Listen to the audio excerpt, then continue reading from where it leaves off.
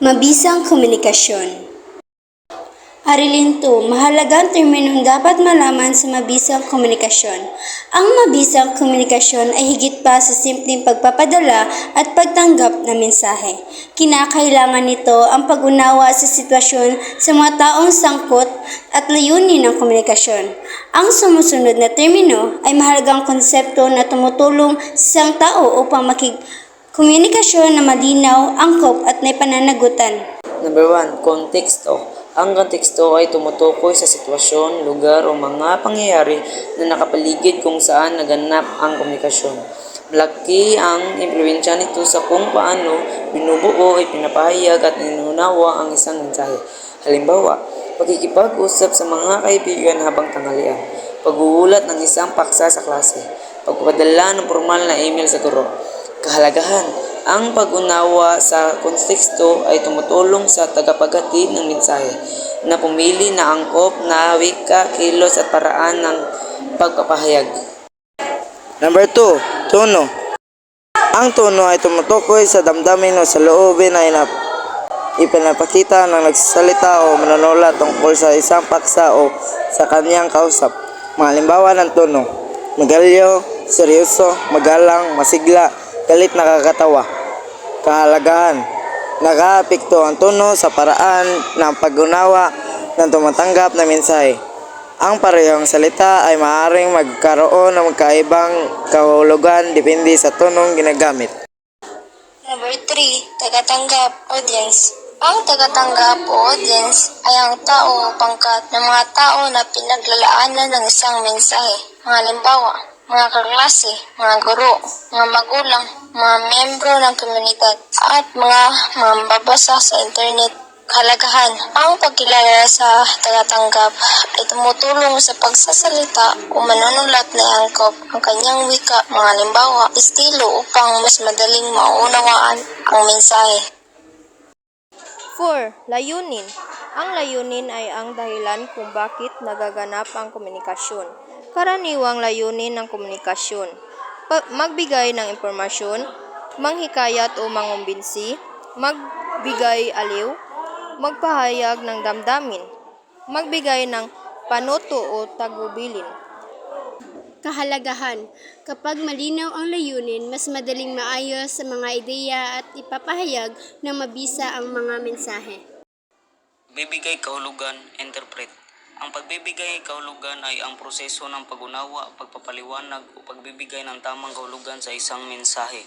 Halimbawa, ang isang tagapakinig ay inuunawa hindi lamang ang mga salita ng nagsasalita, kundi pati ang tono at kilos ng katawan upang malaman ang tunay na kahulugan ng mensahe. Kahalagahan. Hindi lamang pagpapadala ng mensahe ang mahalaga sa komunikasyon.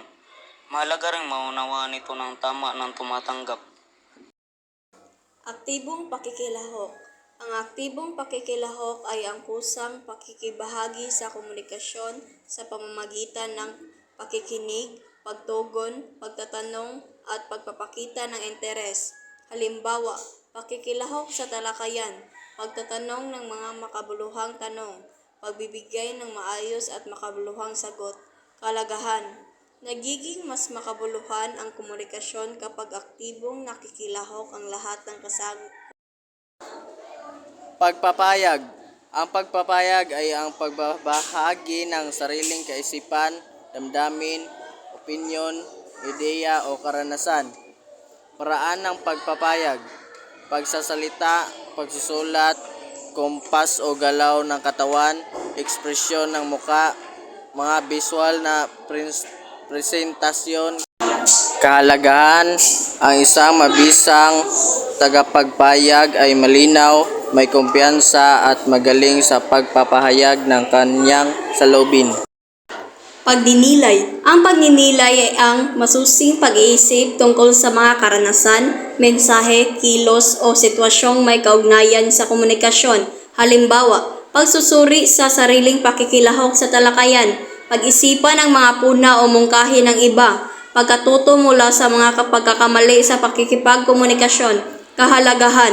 Ang pagninilay ay ang nakatutulong sa patuloy na pag-unlad ng kasanayan sa komunikasyon at sa personal na paghubog ng sarili. Pag-aangkop. Ang pag-aangkop ay nagbabago ng paraan ng pakikipagkomunikasyon ayon sa tagatanggap, layunin o sitwasyon. Halimbawa, paggamit ng formal na wika sa presentasyon. Paggamit ng mas simpleng salita kapag bata ang kausap. Pagbabago ng tono depende sa sitwasyon. Kalagahan. Ang kalagahang kakayahang umangkop ay tumutulong upang maging epektibo ang pakikipag-usap sa iba't ibang tao at pagkakataon. Ethical na komunikasyon. Ang ethical na komunikasyon ay ang pagbabahagi ng impormasyon ng pagtapat, paggalang, panagutan at pagiging makatarungan. Mga katangian ng ethical na komunikasyon. Tapat, magalang, makatarungan, may pananagutan, eksklusibo o nagbibigay halaga sa lahat. Halimbawa, pagbibigay ng tamang pagkilala sa pinagmula ng impormasyon. Pag-iwas sa pagpapakalat ng maling impormasyon. Paggalang sa magkakaibang opinyon.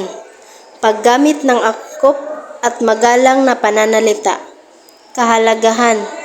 Ang kalagahan ng etikal na komunikasyon ay nagtataguyod ng tiwala, kredibilidad at mabuting ugnayan sa kapwa.